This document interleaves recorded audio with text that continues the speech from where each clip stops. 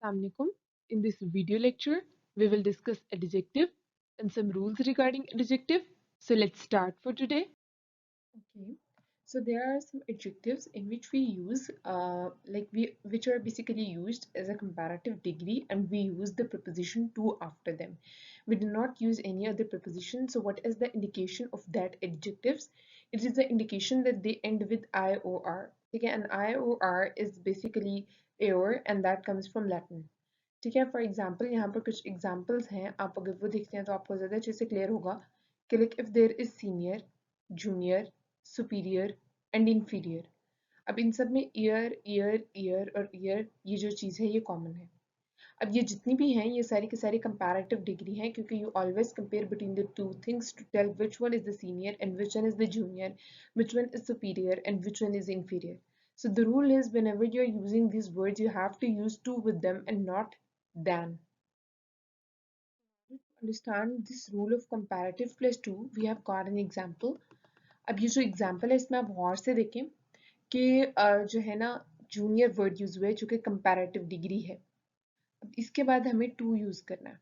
अगर हम इसके साथ बाय यूज करेंगे या फ्रॉम यूज करेंगे या देन यूज करेंगे, this all three sentences are false if I say that Peter is junior than John, या Peter is junior from John, या Peter is junior by John, तो ये सब क्या होगा? गलत होगा। तो इसका करेक्ट वर्जन ये है कि that you are using junior to John.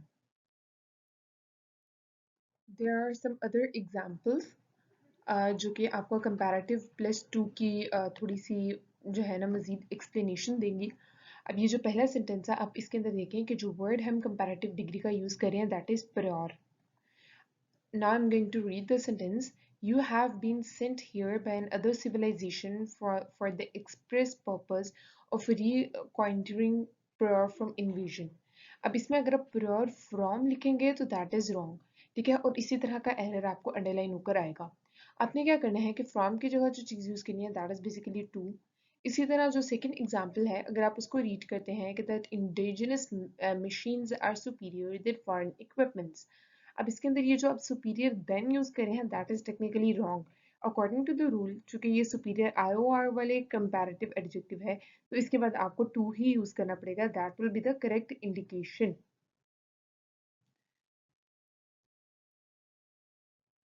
So our next rule is basically the other way in which we can adjust the comparative adjective is कि आप पहले दा यूज करें, उसके बाद जो आपका कंपैरेटिव एडजेक्टिव है वो यूज करेंगे, ठीक है, और जो सेकंड पार्ट ऑफ सेंटेंस है उसमें आपने क्या करना है ऑफ द टू। अब इसमें वो दो टू एडजेक्टिव्स भी हो सकते, सॉरी दो टू थिंग्स भी हो सकती हैं, टू पीपल भी हो सकते हैं।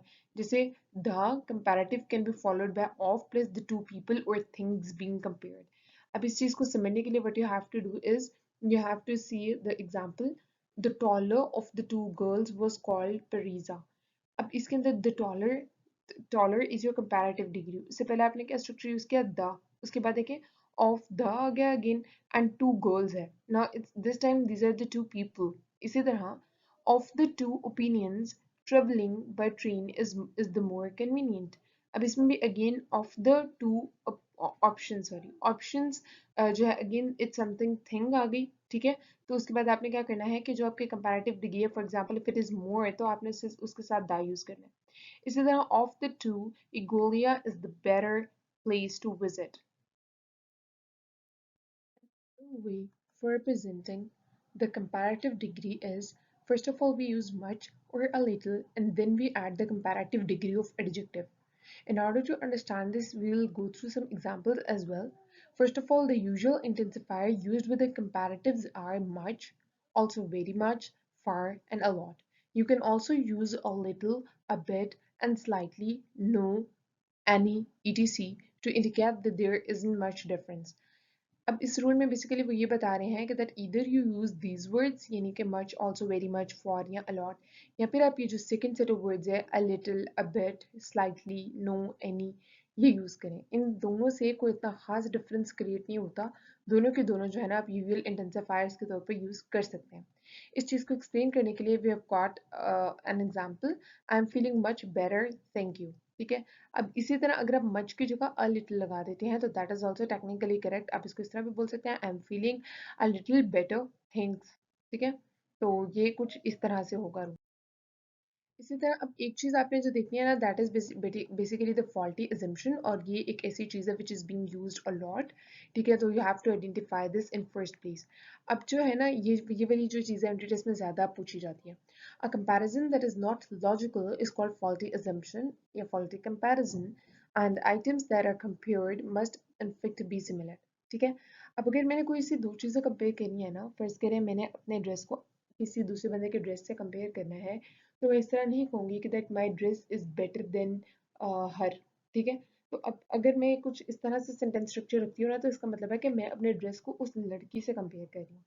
अब इसको बेहतर इसके करेक्शन क्या होगी कि that my dress is better than her dress, या my dress is better than hers. ठीक है, अपोस्ट्रोफी ऐसा आ जाएगा।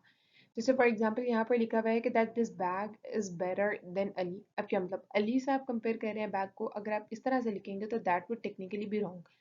इसका बेहतर तरीका क्या है, this bag is better than allies bag. ठीक है, अब इसमें पता चल रहा है कि दैट आप दो बैग्स के बीच में कंपैरिजन करें, जिसमें से एक अली का बैग है और एक ये जो सामने पड़ा है वो वाला बैग है। और तीसरा ये है कि this bag is better than allies. ठीक है, तो अगेन वही वाली बात होगी कि अली का जो बैग है वो उससे आप अगेन कंपेयर जो है ना वो कर रहे हैं, अपना जो भी आपका स्ट्रक्चर है उसको।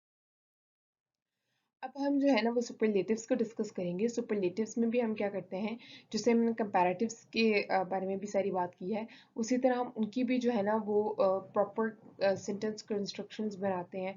ठीक है, या कंसिडरेशंस बनाते हैं। सो मैं आपको वो बता देती हूँ। सबसे पहला तो जर्नल ये है कि सुपरलेटिव के साथ आपने हमेशा क्या यूज़ करना है, द यूज़ करना है। फिर इस तरह सुपरलेटिव के साथ सुपरलेटिव ऑफ प्लूरल ग्रुप। ठीक है, ठीक है, बेस्ट ऑफ, ठीक है, ऑल, ठीक है, इस तरह से।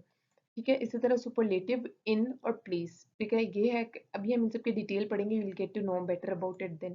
Superlative plus of plus period of time and superlative plus relative clause. अब इनके डिटेल्स क्या है, यू माइट बी थिंकिंग कि यार इसको किस तरह से अप्लाई करना है, तो will get to know about this things in a minute of you. ठीक है, तो हम वही वाली बात करने लगे हैं, दा और सुपरलेटिव की।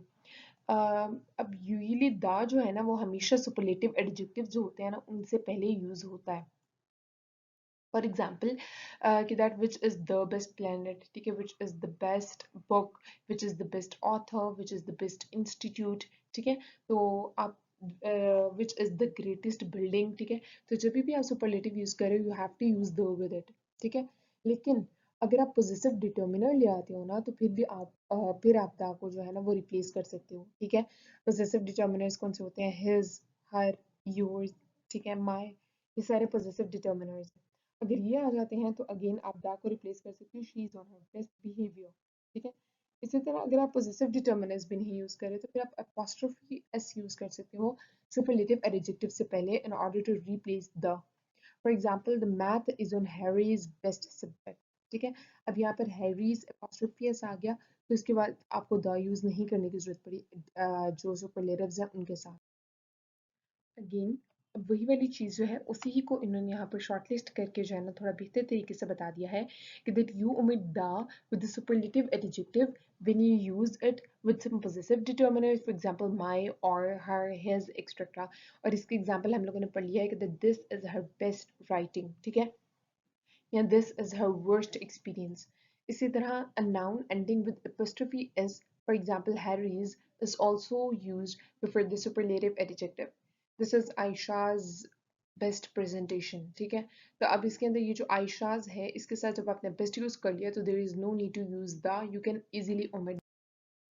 इसी तरह जो लास्ट चीज़ आपने देखनी है कि और कौन सी कंडीशन होती है जिसके अंदर आप दा को ओमिट कर सकते हैं, वो ये होती है कि that whenever you are referring to the state of a person और thing in a particular circumstances as compare to other general circumstances. जब आप उस पर्टिकुलर थिंग की सर्कमस्टांसेस को पर्टिकुलराइज कर देते हैं तो फिर आप दा ओमिट कर देते हैं। The wine is tastiest when it has been chilled for couple of hours. ठीक है, तो ये आपने कंडीशन लगा दी chilled for couple of hours, तो इस वजह से आपने दा को ओमिट कर दिया। इसी तरह जो नेक्स्ट एग्जाम्पल है वो क्या है कि that this trick is most effective with in audience of innocent children. आपने ऑडियंस ऑफ इनोसेंट चिल्ड्रन एक पर्टिकुलर सर्कमस्टेंस बना दिया, तो इसके बाद आप मोस्ट के साथ दा नहीं भी यूज करेंगे तो that wouldn't make a lot of difference. So that is all for today. I hope you would have understood all I told you. Thank you so much. Allah Hafiz.